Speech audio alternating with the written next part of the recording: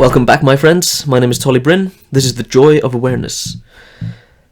I wanted to talk a bit about meditation right now because that's something that I've been thinking about a lot in recent days.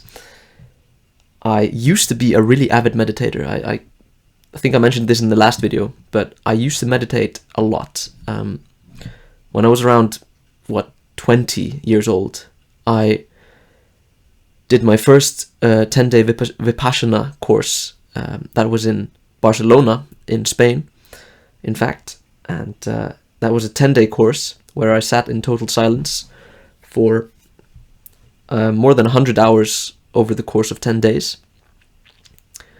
And that really sort of kickstarted a very strong and very long-lasting meditation habit for me. I did a few more meditation retreats like that throughout the next few years. And then suddenly, maybe 5 years ago or so, I more or less stopped. And this is after having had a very consistent routine of meditating, as much as 2 hours a day. Like there was at least a year where I followed that very diligently, meditating 2 hours every single day. But more or less it was like maybe 30 minutes daily or something like that. And suddenly I just stopped, and it was just like I just completely lost the motivation to do it, even though I had seen like incredible benefits from following a strong meditation habit. I've gotten back into it a bit recently, and more than a bit. Like I've been meditating diligently now for a few weeks, which is awesome. And I'm totally not saying any of this to brag. This is not something that you need to be proud of or you need to brag about. The reason why I meditate is because it is a incredibly valuable tool for exploring your mind. And it goes even deeper than that, but let's start with that one. Like, simply learning how to become conscious of your thoughts, of your emotions, of your physical sensations and what they mean, and the concepts and the ideas that you've tied to each individual physical sensation, like, oh, this is pain, this is pleasure, this is cold, this is hot, all of that stuff. That is an incredibly valuable skill. And that is something that you will build directly every time you sit on the cushion, every time you direct your attention inwards and start focusing on the breath or focusing on whatever it is that you want to focus on.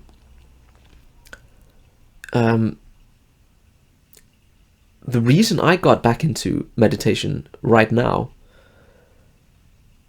has more to do with the cultivation of sexual energy. I started realizing that meditation was a profoundly powerful tool for taking the edge off sexual urges. And I spoke about this in a previous video, I think.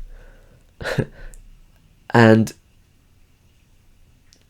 as I've started meditating more and more these days, I've started to remember what it was that I was gaining from this. Now, to put it into a little bit of perspective, I do believe that the habit of meditation slowly started dying as I became more and more sick. And for context, you can check out my earlier videos on topical steroid withdrawal, and you can take a look at my story with healing autoimmune disease through fasting. But there was a long period of time where I was incredibly sick, and I was just getting worse and worse and worse until I started fasting and started realizing exactly that what I could do, and that I in fact had the power to heal myself, and that all of us have the power to heal ourselves, and that it isn't actually Pfizer or Moderna or all of these drug companies and all these experts who can actually help us stay healthy. It is in fact we ourselves that must take on the responsibility of staying healthy. But that's a bit beside the point here, but it's still necessary to point that out. But what I'm trying to say here is that I think the reason why I lost my meditation habit and let it die down was simply because I had lost hope in life. I had lost hope in myself. I was afraid that I was just going to be basically an invalid for the rest of my life, because I couldn't work, I couldn't go to school, I couldn't do anything. And that was a terrible place to be in. And I simply couldn't see the point in meditating anymore. Like, the only thing I had to meditate on was my constant pain. And I don't know why I'm laughing, because that's not funny, that's really, really sad. But I feel like, now obviously I'm in a way better place, and I have way more passion and zest for life and for understanding what's going on here. And especially seeing that I've regained my hope, that I've regained my health, that I've become healthy again after a long period of illness. What I really want to do is to become as proficient and as powerful as possible with regards to directing my energy towards spreading the message. I want everybody to be healthy. I really, really want people to stop listening to the crap and start doing the work. That is what I want. That is my purpose right now. And meditation is something that will help me with that purpose. Meditation is something that will help me sharpen my mind, help me contain and redirect my sexual energy, and help me keep my ideas as concise and as approachable as possible. So those are the main reasons for why I'm getting back into meditation right now. Meditation, it's so funny. Everybody's talking about meditation these days. Everybody's talking about mindfulness. You got those apps like Headspace and all that stuff. They've made a business out of it. Nothing wrong with that, really. Like, you can try selling your apps and your books and all that stuff, and for many it may be helpful. But there is one thing to be very, very careful of, and that is making it something that you're proud of.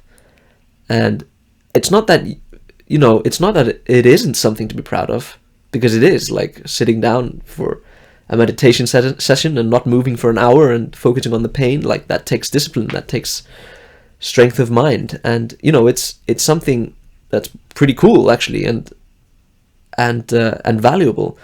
So pride isn't really the wrong emotion to feel, but why the reason I'm saying this is that it is quite easy to fall into the trap of being the meditator, of being the guru or the Buddha somehow, or the Bodhisattva. Like, instead of actually doing it for the precise benefits that it gives you, you start doing it for the identity that you've built around it. And especially if you constantly tell people that you're meditating. Like, you go swimming with your friend or something, and you're like, yeah, man, this morning I meditated for an hour, man, yeah, and it was hard, man. Like, these are serious conversations that I've heard people having, and it's just, you don't need to do that. You don't need to do that, and it will be detrimental to your progress.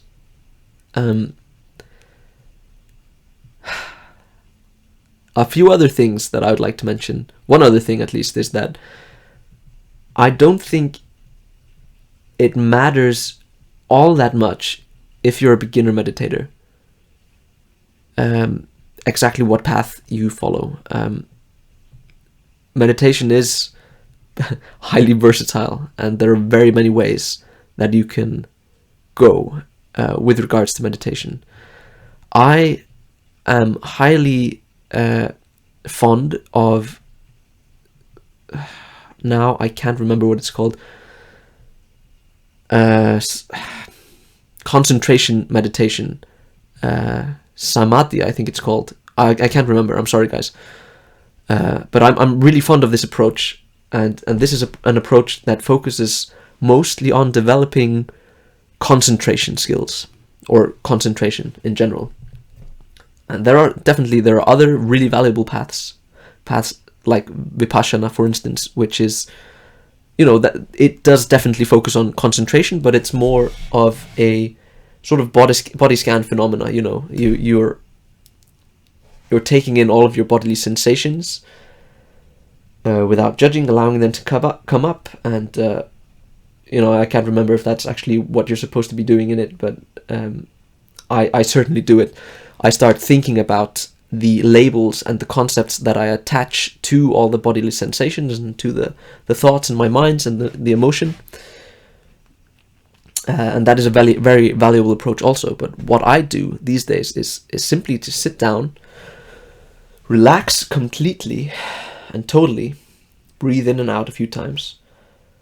Because the more relaxed you are, and the more still that you are able to stay, the less that you move, the deeper you will be able to go. And then I simply follow the breath, follow the sensations around my nose, or I may follow the sensations around my belly as it rises and falls. And a really cool thing that I've rediscovered lately is, so what I do in a regular meditation routine these days is that I start by focusing on the belly, then I move it up to the more sort of narrow focus of this area here, the nose area, and then after I feel like my mind has become quiet and quiescent, I start to direct that energy into the space where thoughts arise. And this is a very powerful practice, I have found. And I can't really explain why. There is something very profound about this approach. And the way to find it, it's quite simple actually to find that spot. You just close your eyes, or you don't have to close your eyes even, you can just direct your attention towards your mind and towards your thoughts. And what I do is I think something, a sentence or a word or something, and I just slow it down. So I'll say, for instance, I love myself completely. Let's take that as an example. And then I'll think in my mind, like, I love myself completely, with a little bit of gap in between. That gap is the doorway into the space where thoughts arise.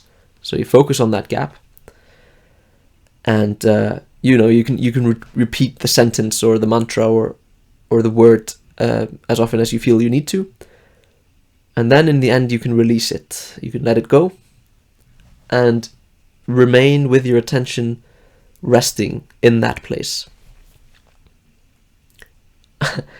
And that is an awesome practice, let me tell you. Like, that is, if you start doing that regularly, I think you will start to let's just say you'll start to question your reality a little bit more than you're used to. But I don't want to make this video longer than it has to be. I just kind of wanted to expound a bit upon my experience with meditation and why I'm getting back into it right now, and why I think it's important that all of us have some form of meditation in our lives. But that being said, I really hope you enjoyed the video, and if you did, I really hope that you will throw in a like, subscribe to the channel, share the video. That would be awesome. I really want to get this message out to as many people as I can, and I want to try to reach as many people as I can, because I believe that I have value to give. And that's obviously yours to judge. Like, if you gain value from this video, then I believe others will be able to gain it as well. So if you can help me out in sharing this stuff, then I'll be really, really grateful for that. You can check out my book, Health Simplified. It is awesome. And it's only $3 on Amazon. And I'll leave a link down below so you can check it out. It's essentially about my journey of healing from chronic autoimmune disease through fasting and a simple diet. And I try to keep it as concise as possible. I go deep into the insights that came to me through that process. And you'll probably be surprised to find that the sort of mental transformation from that period was even stronger and even more profound than the actual physical healing that happened, even though that was also the most miraculous thing that's ever happened in my life. You can check out my website as well, joyofawareness.com. If I'm interested in a subject, I will write about it and I will put it on that blog. I am also working on a new book. It will be called Mind Liberated, and I really look forward to sharing that with you guys as well. And I'm not going to say too much about it right now, but hopefully in the next few months it'll be ready and finished, and I'll let you know about it as soon as it comes out. But that's it, guys. So see you next time. Bye.